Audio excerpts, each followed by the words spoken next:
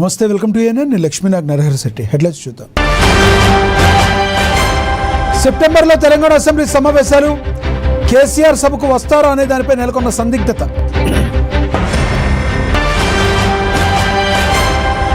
CM Chandrababu, మంత్రి లోకేష్ కు జగన్ సవాల్. డిఎస్సీపై సిబిఐ విచారణకు మీరు సిద్ధమా అని ప్రశ్నించిన మాజీ సీఎం. హైదరాబాద్లో మరోసారి ఏసీబీ సోదాల కలకలం. ఆదాయానికి మించిన ఆస్తుల కేసులో శ్రీనివాసరెడ్డి ఇంట్లో తనిఖీలు.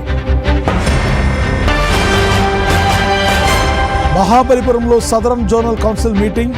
హాజరైన దక్షిణాది రాష్ట్రాల సీఎంలు.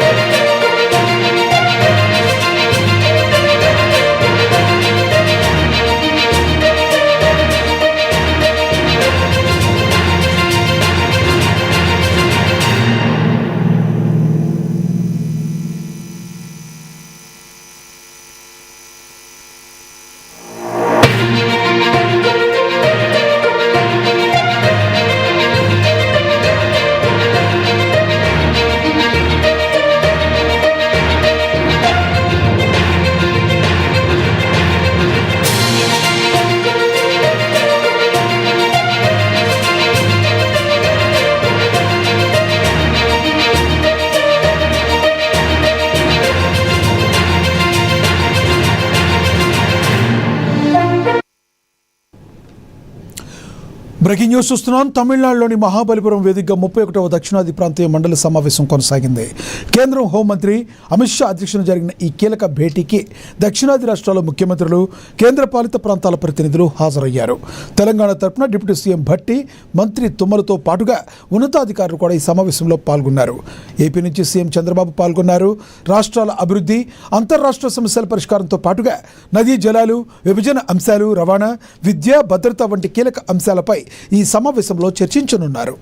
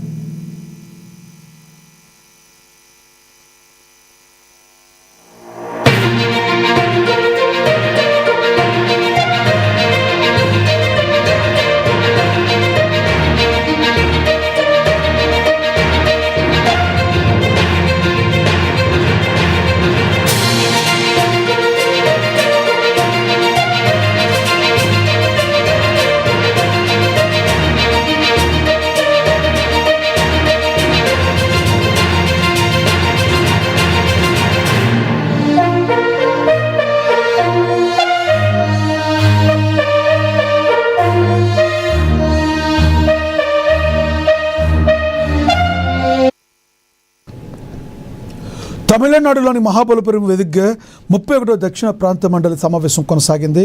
కేంద్ర హోంశాఖ మంత్రి అమిత్ షా అధ్యక్షతన జరుగుతున్న ఈ కీలక భేటీకి దక్షిణాది రాష్ట్రాల ముఖ్యమంత్రులు, కేంద్ర పాలిత ప్రాంతాల ప్రతినిధులు హాజరయ్యారు. తెలంగాణ తరపున డిప్యూటీ సీఎం భట్టి విక్రమార్క, మంత్రి తుమ్మలతో పాటుగా ఉన్నతాధికారులు ఈ సమావేశంలో పాల్గొన్నారు. ఏపీ నుంచి సీఎం చంద్రబాబు విచ్చేశారు. రాష్ట్రాల అభివృద్ధి, అంతర్రాష్ట్రాల సమస్యల పరిష్కారంతో పాటు నదీ జలాలు, విభజన అంశాలు, రవాణా, విద్య, భద్రత వంటి కీలక అంశాలపై ఈ సమావేశంలో చర్చించారు.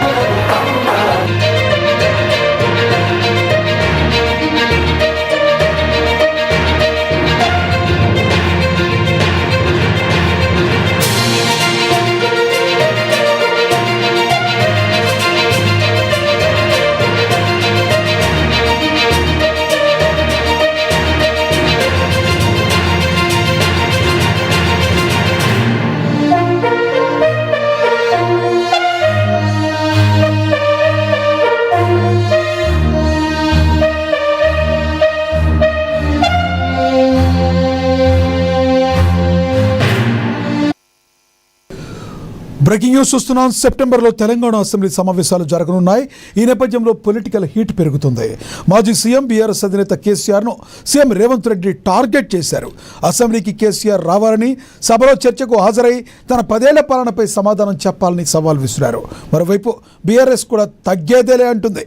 కాంగ్రెస్ ప్రభుత్వం 2.5 ఏళ్ల పాలనలో వైఫల్యాలు ఎనగట్టేందుకు, ప్రజా సమస్యలను అసెంబ్లీ వేదికగా లేవనెత్తేందుకు వ్యూహం సిద్ధం చేస్తుంది. ఇక రేవంత్ రెడ్డి విసిరిన సవాల్ను కేసీఆర్ స్వీకరిస్తారా? అసెంబ్లీకి వచ్చి కాంగ్రెస్ ప్రభుత్వంపై ఎదురుదాడి చేస్తారా, లేక బీఆర్ఎస్ ఎమ్మెల్యేలతోనే ప్రభుత్వాన్ని టార్గెట్ చేయిస్తారా అనేది ఎంతో ఆసక్తికరంగా మారింది.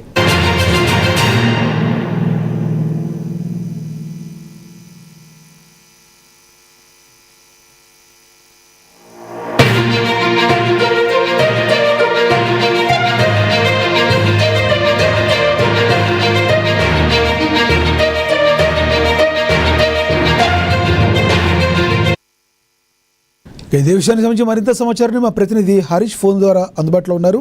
హరీష్, చెప్పండి, మీ దగ్గర ఉన్న తాజా సమాచారం ఏంటి? రైతు లక్ష్మణ, తెలంగాణలో మరోసారి పొలిటికల్ హీటు పెరిగిపోతున్న పరిస్థితి అయితే కనిపిస్తా ఉంది. ప్రధానంగా అధికార పార్టీ కాంగ్రెస్, అలాగే ప్రతిపక్ష పార్టీకి సంబంధించిన బీఆర్ఎస్ మధ్య మాటల తూటాలు, సవాలు పేలుతున్న పరిస్థితి అయితే కనిపిస్తా ఉంది. ప్రధానంగా ఇప్పుడు సంబంధించి కూడా అసెంబ్లీ సమావేశాలు నిర్వహించేందుకు సిద్ధంగా ఉన్నాం. 10 ఏళ్ల బీఆర్ఎస్ పాలనలో, ప్రభుత్వంలో ప్రజలకు సంబంధించి కావచ్చు, అప్పులకు సంబంధించి కావచ్చు, కాళేశ్వరాన్ని కూలేశ్వరంగా మార్చిన గత ప్రభుత్వానికి సంబంధించి కూడా ప్రజల పక్షాన, ప్రజల మధ్య వివరిస్తామన్నట్టుగా కూడా సీఎం రేవంత్ రెడ్డి సవాల్ విసిరారు. ఈ అసెంబ్లీ సమావేశాలకు ఇక మాజీ సీఎం కేసీఆర్ ని కూడా తీసుకురావాలని కూడా హరీష్ రావు కేటీఆర్ కి సూచన చేసిన పరిస్థితి అయితే కనిపిస్తా ఉంది. మొత్తంగా సెప్టెంబర్ లో అసెంబ్లీ సమావేశాలు నిర్వహిస్తున్న నేపథ్యం అయితే కనిపిస్తా ఉంది. 10 ఏళ్ల ప్రభుత్వానికి, 2.5 ఏళ్ల ప్రభుత్వానికి, కాంగ్రెస్ ప్రభుత్వానికి తేడా వివరిస్తాం. తెలంగాణ రాష్ట్రాన్ని ఏ విధంగా అప్పుల కుప్పగా మార్చారు, వడ్డీలకు సంబంధించి కావచ్చు, గత ప్రభుత్వానికి సంబంధించి కావచ్చు, ఏ విధంగా ఏదైతే కాళేశ్వరం కావచ్చు, ఇతరకు సంబంధించిన అంశాలన్నిటికి సంబంధించి కావచ్చు, భూములకు సంబంధించి కావచ్చు, వీటన్నిటికి సంబంధించి వివరించేందుకు సిద్ధంగా ఉన్నట్టుగా సీఎం రేవంత్ రెడ్డి సవాల్ విసిన పరిస్థితి అయితే కనిపిస్తుంది. ఖచ్చితంగా ఈ సవాల్ అయితే హరీష్, చెప్పండి, ప్రధానంగా చూసుకుంటే ప్రజలు ఎప్పుడైనా కూడా నాయకుల్ని గెలిపించేది శాసనసభకు వెళ్ళాలని. 2 తెలుగు రాష్ట్రాల్లో దురదృష్టవశాత్తు ఏదో కొత్త సంస్కృతిలాగా ఎప్పుడూ కూడా అసెంబ్లీకి వెళ్లకుండా వాళ్ళు దాటివేయడాన్ని ప్రజలందరూ గమనిస్తున్నారు అనుకోవాలి. ఎందుకంటే ఒకసారి వెళ్ళి ప్రజా సమస్యల్ని మీద గళం విప్పితే కదా ఒక ఎమ్మెల్యేగా తను ప్రజలు గెలిపించినందుకు సార్థకం అయ్యేది తన పేరు. ఎందుకు ఇలా చేస్తున్నారు? కేసీఆర్ ఈసారైనా వస్తారంటారా? రైట్. ప్రధానంగా ఇప్పుడు సంబంధించి 2.5 ఏదైతే కాంగ్రెస్ ప్రభుత్వానికి సంబంధించి కూడా అసెంబ్లీ సమావేశాలు నిర్వహిస్తా ఉన్నది. ఇక క్యాజువల్ గా అంటే అటెండెన్స్ ఓన్లీ ఒక హాజరు వేసుకోవడానికి కేసీఆర్ మొదటి రోజు అసెంబ్లీ సమావేశాలకు రావడం, తర్వాత ఆయనకు సంబంధించి కావచ్చు అసెంబ్లీలో ఎలాంటి అంశాలను కూడా లేవనెత్తని పరిస్థితి అయితే కనిపిస్తా ఉన్నది. దాంతో పాటుగా ఇతర బీఆర్ఎస్ పార్టీ నేతలు ఏదైతే అసెంబ్లీ వేదిక కూడా పలు అంశాలను కూడా లేవనెత్తిన ఇప్పుడు అయితే ఏదైతే ఈ సవాల్కి సంబంధించి కూడా సీరియస్ గా మారబోతున్న నేపథ్యం అయితే కనిపిస్తుంది. ఎందుకంటే దీంట్లో ప్రధానంగా ఈ అంశానికి సంబంధించి కావచ్చు, ఎందుకంటే ఎప్పుడైతే కాంగ్రెస్ ప్రభుత్వం ఏర్పడిందో సీఎం రేవంత్ రెడ్డి ప్రమాణ స్వీకారం చేసిన మొదటి రోజు నుంచి కూడా ఇదే అంశాలను కూడా లేవనెత్తు వస్తా ఉన్నారు. రాష్ట్రాన్ని అప్పుల కుప్పగా మార్చారు, వీటన్నింటికి కూడా ప్రజలకు వివరించాలి. ఎందుకంటే తెలంగాణకు సంబంధించి కూడా ఏర్పాటు తర్వాత 8.11 లక్షల కోట్ల అప్పు బీఆర్ఎస్ కి సంబంధించి కూడా చేసినట్టుగా కూడా సీఎం రేవంత్ రెడ్డి ఆరోపిస్తున్న నేపథ్యం అయితే కనిపిస్తుంది. కాళేశ్వరం సంబంధించి కావచ్చు, దాంట్లో వరి కొనుగోలుకు సంబంధించి కావచ్చు, 1000 కోట్లకు సంబంధించి కూడా చెల్లింపులు చేసినట్టు కూడా చెప్తా ఉన్న పరిస్థితి అయితే కనిపిస్తా ఉంది. 40 ఏళ్ల అనుభవం ఉన్న ఏదైతే మాజీ సీఎం కేసీఆర్ కి సంబంధించి కావచ్చు, ఆయన గత 10 ఏళ్ల సంక్షేమ అభివృద్ధి, 2.5 కాంగ్రెస్ ప్రజాపాలనకు సంబంధించి కూడా చర్చించేందుకు సిద్ధంగా ఉండాలి, రావాలి అనే సవాల్ విసిన నేపథ్యం అయితే కనిపిస్తా ఉన్నది. మొత్తంగా ఈ అసెంబ్లీ సమావేశాలు సెప్టెంబర్ లో ప్రత్యేకంగా ప్రతిపక్ష పార్టీకి సంబంధించి అసెంబ్లీ సమావేశాలు నిర్వహిస్తానట్టుగా చెప్తా ఉన్న నేపథ్యం అయితే కనిపిస్తా ఉన్నది. కాబట్టి గత ప్రభుత్వానికి సంబంధించి కూడా 8.11 లక్షల అప్పు ఏదైతే గత ప్రభుత్వం ఏదైతే తెలంగాణ ఏర్పాటు తర్వాత ఉన్నది, ఏదైతే బీఆర్ఎస్ ప్రభుత్వం అధికారంలోకి వచ్చిన తర్వాత 75,000 సంబంధించి కూడా ఇప్పుడే వడ్డీకి కడతా ఉన్నది కాంగ్రెస్ ప్రభుత్వం, వడ్డీలు చెల్లిస్తా ఉన్నది. మరోవైపు రైతాంగ సంక్షేమం కావచ్చు, మహిళా సాధికారత కావచ్చు, రైతులకు సంబంధించి కూడా సన్నవరి ధాన్యానికి బోనస్ కావచ్చు, ఏదైతే సాగునీటికి సంబంధించిన నీటిపారుదల కావచ్చు, అలాగే మహిళలకు సంబంధించి కూడా సంక్షేమ పథకాలు కావచ్చు, నిరుద్యోగులకు సంబంధించి కూడా ఉద్యోగుల భర్తీకి సంబంధించి కావచ్చు, వీటన్నిటినీ చేస్తా ఉన్నాం. ఒకవైపు వడ్డీలు కడతా ఉన్నాం. గత ప్రభుత్వం చేసిన తప్పిదం వల్ల ఏదైతే కాళేశ్వరంలో కూడా దాన్ని కూలేశ్వరంగా మార్చారు. దానికి సంబంధించి కూడా దాంట్లో పూర్తిగా దాంట్లో ఏదైతే గత ప్రభుత్వానికి సంబంధించిన నేతల ప్రమేయం ఉన్నది. దాంట్లో ఖచ్చితంగా దోపిడీ జరిగినట్టుగా కూడా ఇప్పుడు కాంగ్రెస్ ప్రభుత్వం ఆరోపిస్తున్న పరిస్థితి అయితే కనిపిస్తా ఉంది. ప్రజాపాలనలో ప్రజాప్రభుత్వానికి సంబంధించి ఏ విధంగా ఈ 2.5 సంవత్సరాలకు సంబంధించి కాంగ్రెస్ ప్రభుత్వం రైతులు, అలాగే మహిళలకు సంబంధించి, అలాగే నిరుద్యోగులకు సంబంధించి కావచ్చు, ఇంకా ప్రజలకు సంబంధించి కూడా ఇలాంటి సంక్షేమ పథకాలు ప్రవేశపెట్టాం. వడ్డీలు కడుతూనే గత ప్రభుత్వం చేసిన అప్పులకు వడ్డీలు కడుతూనే ఏ విధంగా ముందుకెళ్తున్నాం, భవిష్యత్తుకు సంబంధించి ఏ విధంగా ఉండబోతుందో నేను సిద్ధంగా ఉన్నాను. సెప్టెంబర్లో అసెంబ్లీ సమావేశాలు నిర్వహించబోతా ఉన్నాం. దానికి సంబంధించి మాజీ మంత్రి కేటీఆర్, హరీష్ రావులకు సంబంధించి కూడా అసెంబ్లీ సమావేశాలకు మాజీ సీఎం కేసీఆర్ ని తీసుకురావాలని కూడా సవాల్ వేసిన పరిస్థితి అయితే కనిపిస్తుంది. దీనిపైన ఇప్పటికైతే బీఆర్ఎస్ నుంచి కూడా ఎలాంటి కౌంటర్ కావచ్చు, ఎలాంటి ఏదైతే వాళ్ళ వివరణ కావచ్చు రాలేని పరిస్థితి అయితే కనిపిస్తోంది. మొత్తంగా ఈ సెప్టెంబర్లో అసెంబ్లీ సమావేశాలు ఆటగాడిగా కొనసాగే పరిస్థితి అయితే కనిపిస్తుందని చెప్పొచ్చు. Laxman, thank you Harish.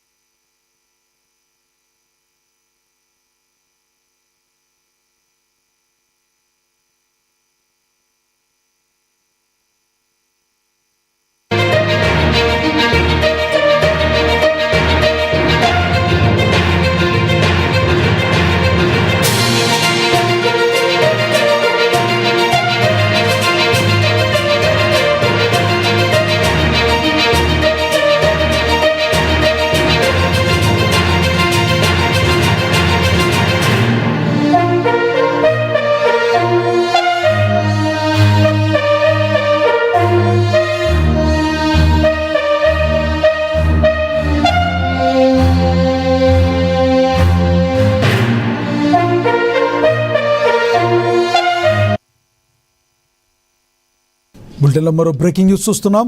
హైదరాబాద్లో మరోసారి ఏసీబీ సోదాలు కలకలం రేపుతున్నాయి. ఆదాయానికి మించిన ఆస్తులు కలిగి ఉన్నారన్న ఆరోపణలపై మాజీ మహేశ్వరం ఎంఆర్ఓ శ్రీనివాసరెడ్డి నివాసంలో ఏసీబీ అధికారులు తనిఖీలు చేపట్టారు. శ్రీనివాసరెడ్డితో సంబంధం ఉన్న మరో 15 ప్రాంతాల్లోనూ ఏకకాలంలో ఏసీబీ అధికారులు సోదాలు నిర్వహిస్తున్నారు. గతంలో మహేశ్వరం ఎంఆర్ఓగా విధులు నిర్వహించిన శ్రీనివాసరెడ్డి ప్రస్తుతం ఇబ్రహీంపట్నం ఆర్డీఓ కార్యాలయంలో పనిచేస్తున్నట్లుగా తెలుస్తుంది. మొత్తంగా 16 ప్రాంతాల్లో కొనసాగుతున్న ఈ సోదాల్లో ఏసీబీ అధికారులు కీలక ఆధారాలు సేకరించినట్లుగా తెలుస్తుంది.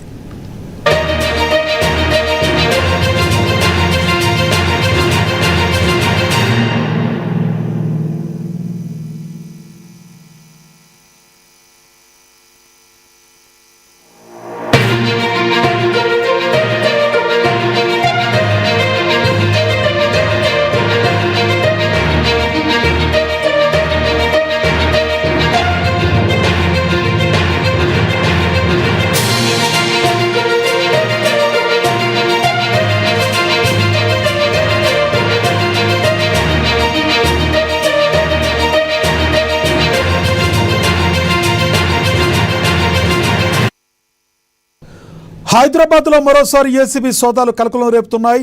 ఆదాయానికి మించిన ఆస్తులు కలిగి ఉన్నారన్న ఆరోపణలపై మాజీ మహేశ్వరం ఎంఆర్ఓ శ్రీనివాసరెడ్డి నివాసంలో ఏసీబీ అధికారులు తనిఖీలు చేపట్టారు. శ్రీనివాసరెడ్డితో సంబంధం ఉన్న మరో 15 ప్రాంతాల్లోనూ ఏకకాలంలో ఏసీబీ అధికారులు సోదాలు నిర్వహిస్తున్నారు. గతంలో మహేశ్వరం ఎంఆర్ఓగా విధులు నిర్వహించిన శ్రీనివాసరెడ్డి ప్రస్తుతం ఇబ్రహీంపట్నం ఆర్డీఓ కార్యాలయంలో పనిచేస్తున్నట్లుగా సమాచారం. మొత్తంగా 16 ప్రాంతాల్లో కొనసాగుతున్న ఈ సోదాల్లో ఏసీబీ అధికారులు కీలక ఆధారాలు సేకరించినట్టుగా తెలుస్తుంది.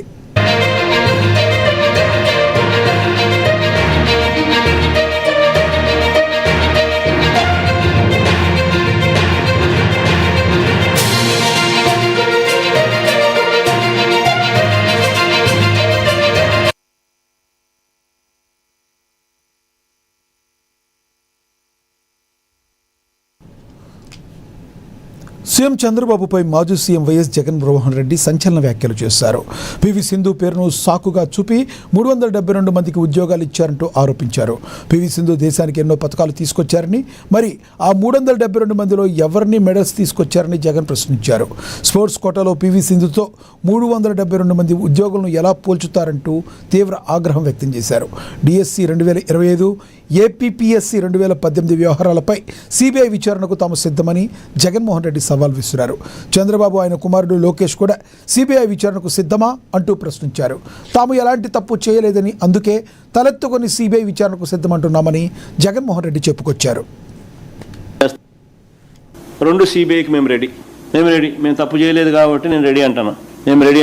నువ్వు రెడీనా? ఛాలెంజ్.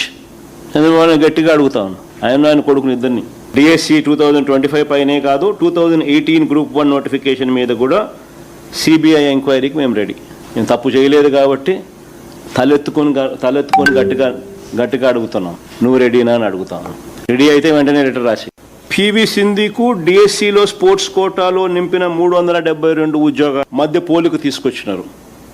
ఇది కేవలం అబ్బా కొడుకులకు మాత్రమే ఇది సాధ్యం. నిజంగా వీళ్ళ మైండ్లో చిప్పులు ఉన్నాయా లేదా నాకైతే తెలియదు. ఎందుకంటే ఎన్ని చదువులు చెప్పే ఉద్యోగాలు, వీళ్ళంతా పిల్లలకు చదువులు చెప్పి ఈ 372 మంది పోయి పిల్లలకు చదువులు చెప్పాలా? మైండ్లో ఏదైనా చిప్పు ఎవడన్నా ఉన్నోడు ఎవడన్నా కానీ నిజంగా ఇట్లాంటి నిర్ణయాలు ఎవడన్నా తీసుకోగలుగుతాడో లేదో నాకైతే తెలియదు. ఏ రకంగా వీళ్ళు చదువులు చెప్తారు? డిఎస్సి అనేది ఎందుకు? చదువులు చెప్పడానికి నువ్వు కెపాసిటీ నీకు ఉంది అని చెప్పి నిర్ధారించే పరీక్ష డిఎస్సి. అది పాస్ అయిన తర్వాత నువ్వు స్పోర్ట్స్ కోటా అన్నా ఇవ్వు, ఇంకోటన్నా ఇవ్వు, అది వేరే విషయం. అసలు పరీక్ష లేకుండా డిఎస్సిని రాయాల్సిన అవసరమే లేకుండానే బుద్ధునుడు ఎవడని ఇస్తాడా 372 ఉద్యోగాలు? నేను అడుగుతా ఉన్నా, అసలు పివి సింధుకు ఈ 372 మంది ఉద్యోగాలకు. సంగారెడ్డి జిల్లా పటాన్చెరు నియోజకవర్గం రామచంద్రాపురం డివిజన్లో మాజీ ప్రధానమంత్రి భారతరత్న స్వర్గీయ రాజీవ్ గాంధీకి జయంతి వేడుకలు నిర్వహించారు. Ramachandra Reddy Nagar colony guest house వద్ద ఉన్న రాజీవ్ గాంధీ విగ్రహానికి మాజీ కార్పొరేటర్ బోరగడ్డ పుష్ప నగేష్ ఆధ్వర్యంలో కాంగ్రెస్ పార్టీ ముఖ్య నాయకులు పూలమాలలు వేసి ఘనమైన నివాళులు అర్పించారు. ఈ సందర్భంగా దేశానికి రాజీవ్ గాంధీ అందించిన సేవలను కాంగ్రెస్ నాయకులు స్మరించుకున్నారు.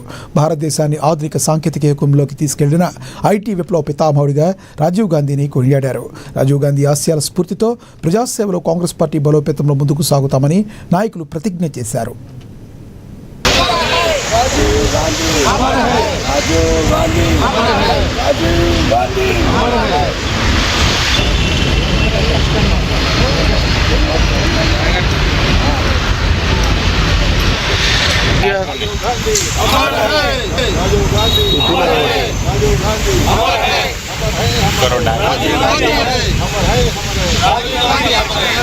ఇక్కడున్న నా కార్యకర్తల కుటుంబ సభ్యులకి పేరున శుభాకాంక్షలు తెలియజేస్తూ, మరి ఎన్నో సంక్షేమ పథకాలు కానీ, మరి ఇప్పుడు సంక్షేమం చెప్పినట్టుగా మరి 18 సంవత్సరాలకు ఓటు కల్పించడం, మరి కంప్యూటర్ తీసుకురావడం, మరి ఎన్నో సేవలు ప్రధానమంత్రి ఉండగా ఎన్నో సేవలు చేసిన వ్యక్తి.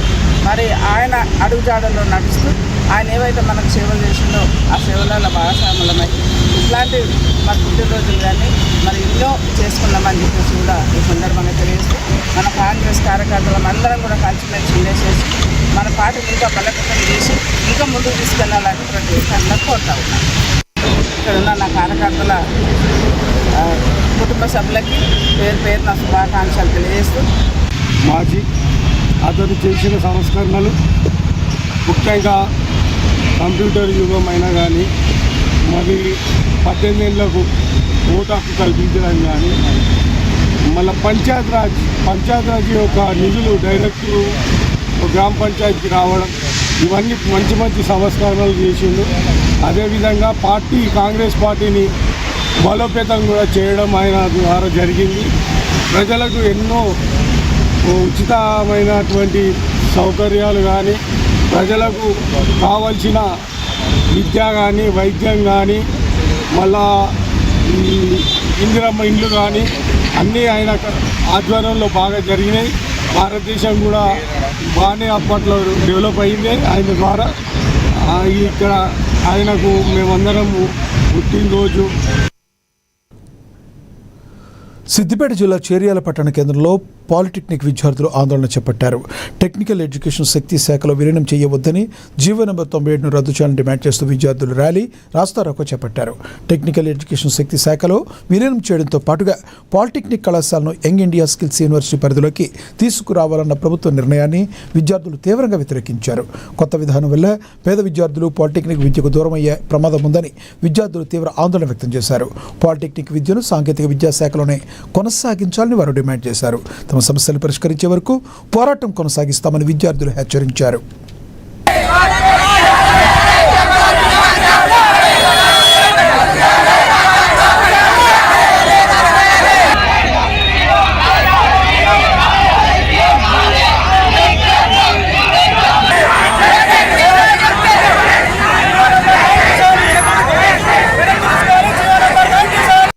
భారతదేశంలో ఏదైతే జంజీ నడుస్తున్న ఉద్యమంలో భాగంగా ఈరోజు మన తెలంగాణ ప్రభుత్వం రాష్ట్రం వస్తే విద్యా వ్యవస్థ బాగుపడుతుంది, మా అందరికీ ఉపాధులు దొరుకుతాయని చెప్పేసి పాలిటెక్నిక్ విద్యను అభ్యసించే విద్యార్థులు అహర్నిశలు రాత్రి పగలనక తేడా అనక కష్టపడి ర్యాంకులు కొట్టి పాలిటెక్నిక్ విద్యలో జాయిన్ అవుతారు. కానీ ఈ ప్రభుత్వం ఏం చేస్తుంది? అదానికో లేకపోతే టాటాకో బిర్లాకో ఈ పాలిటెక్నిక్ విద్యలో చదువుతున్న విద్యార్థులను ఒక మిషన్లుగా తయారు చేయడం కోసం, ఒక వర్కర్లుగా తయారు చేయడం కోసం శక్తి అనే స్కీమును తీసుకొచ్చింది. అయ్యా, శక్తి అనే స్కీమ్ ఏం చెప్తుందంటే ఈ విద్యార్థులు ఎవరైతే పాలిటెక్నిక్ చదువుతున్న విద్యార్థులు ఉన్నారో ఈ విద్యార్థులు పాలిటెక్నిక్ అభ్యసించడం కాదు, స్కిల్ యూనివర్సిటీ పేరుతోని వీళ్ళందరినీ ప్రైవేటు ప్రభుత్వం కొలాబరేట్ చేసి ఈ విద్యార్థులను అందులో చేర్పించి ఒక మిషన్లుగా కూలీ వర్కర్లుగా తయారు చేయడం కోసం ఈ ప్రభుత్వం శక్తి స్కీమ్ తీసుకొచ్చింది. ఈ 97 జీవో ఏం చెప్తుంది? ఈ విద్యార్థులు మిషన్లుగా తయారు కావాలి, పాలిటెక్నిక్ చదివిన తర్వాత బీటెక్ లోకి వెళ్ళడం కోసం అవకాశం లేదు, వీళ్ళందరికీ ఎంట్రన్స్ రాయడానికి అవకాశం లేకుండా చేస్తున్నాడు ఈ రేవంత్ రెడ్డి. అంటే కేంద్రంతో కుమ్మక్కై అదానికో టాటాకో బిర్లాకో మా విద్యార్థుల శక్తిని ఒక వర్కర్గా చేయడానికి నువ్వు చేస్తున్నావు. అందుకే మేము పాలిటెక్నిక్ విద్యార్థుల పక్షాన ఏఐఎస్ఎఫ్ గా, ఎస్ఎఫ్ఐ గా, మిగిలిన వామపక్ష విద్యార్థి సంఘాలుగా మేము ఫైట్ చేస్తున్నాం. అయ్యా, 97 జీవోను వెంటనే మీరు వెనక్కి తీసుకోండి. ఈ శక్తి స్కీమ్ మాకొద్దు. మాకు సొంతంగా చదువుకునే తెలివి ఉంది, మాకు మెదళ్ళున్నాయి, మాకు కాలు చేతులున్నాయి, మేము పని చేసుకొని బతకగలుగుతాం. నువ్వు చూపించి స్కిల్ యూనివర్సిటీ పేరుతోని మా మెదళ్లను దోచుకోవడానికి ప్రయత్నం చేస్తున్నావు. నువ్వు అదానికో అంబానికో అప్పచెప్పడానికి మేము మిషన్లం కాము, మేము మెదడున్న ఆలోచించగలిగే జంజీ విద్యార్థులం. ఇలాంటి విద్యార్థులను పాలిటెక్నిక్ విద్యను రద్దు చేయడం కోసం ఇదంతా పెద్ద మూకుమ్మడిగా జరుగుతున్న ఒక పెద్ద కుట్ర.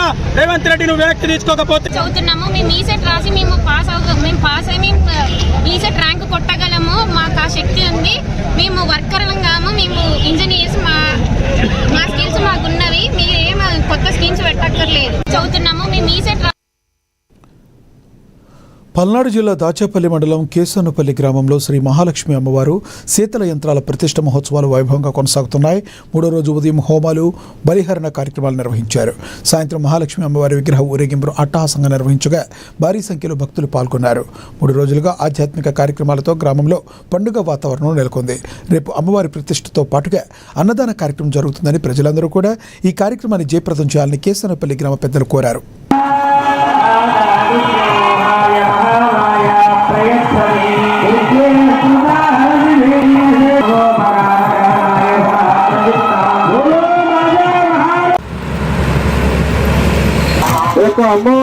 శీతలాంబ పోతురాజు వారి విగ్రహ ప్రతిష్ఠా మహోత్సవ కార్యక్రమాలు పాంచానిక దీక్షతో ఈరోజు 3వ రోజు చాలా దిగ్విజయంగా ఉదయం గ్రామ బలిహరణతో పూర్తి చేసుకున్నాము.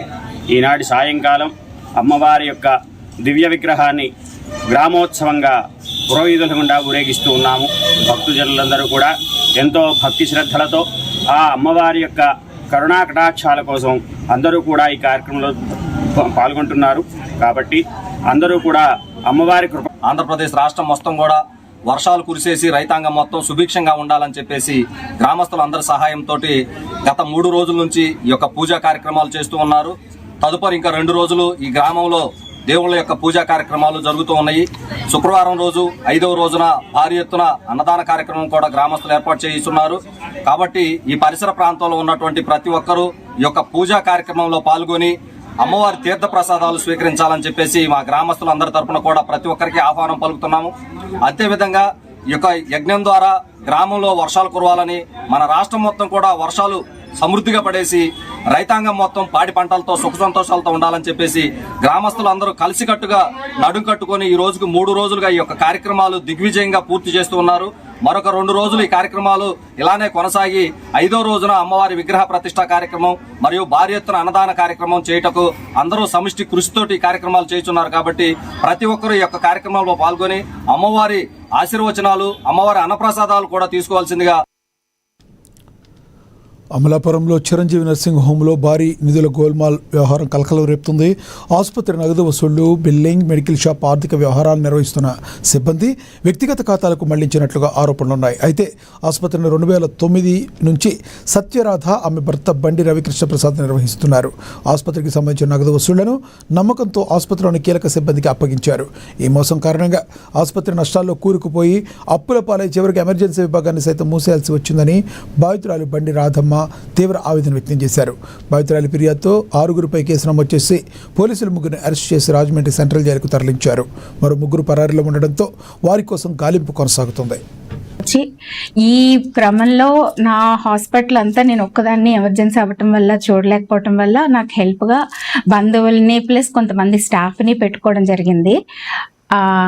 అది వాళ్ళని బాగా నమ్మి నేను వాళ్ళకి వదిలి పైన ప్రాబ్లమ్స్ అన్ని సాల్వ్ చేసుకుంటున్నాను అనుకుంటూ ఫైనాన్షియల్గా వాళ్ళ చేతుల్లో మొత్తం పెట్టి నమ్మటం వల్ల మమ్మల్ని చాలా మోసం చేశారు వాళ్ళు.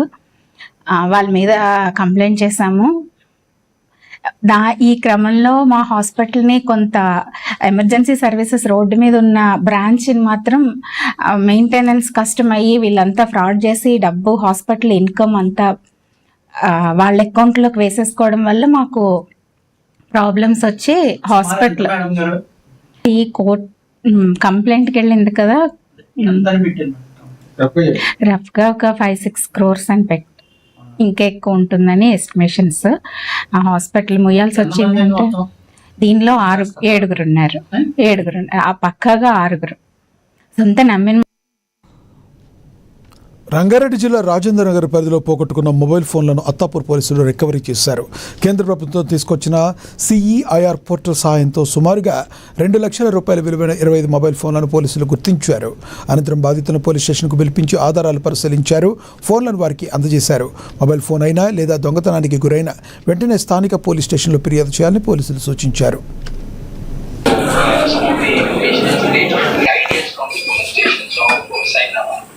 So most of the information keeps it acting every. So I think every day the doctor maybe just visit. Thank you so much. చెప్పమ్మా. మాకు పాప గురించి తెచ్చింది సార్ 15 రోజులు అయింది. ఇలా కంప్లైంట్ ఇస్తే సార్ మంచిది మాకు జాగ్రత్తగా చేసింది. తీసుకొచ్చి 6 నెలలు అయింది. 1 साल के ऊपर होगा सर. अभी अत्तापुर को यहाँ पर वो तो करते अच्छा मिल गया फोन मिल गया. साल के बाद मिला 1 साल के ऊपर మేడం 20 డేస్లో నా ఫోన్ దొరికింది. 10 డేస్లో నాకు మెసేజ్ వచ్చింది. వచ్చాక సార్కి ఇచ్చాను. So I'm very happy. Thank you Attapur police station. 7 months पहले मेरा ये फ़ोन मिल गया था. अत्तापुर PS पे आके मैं कंप्लेंट किया था. 7 months के बाद मेरा फ़ोन जैसा है वैसे मेरे को वापस मिल गया. Thanks Attapur PS. ఇవి బులెటిన్ అప్డేట్. Stay tuned.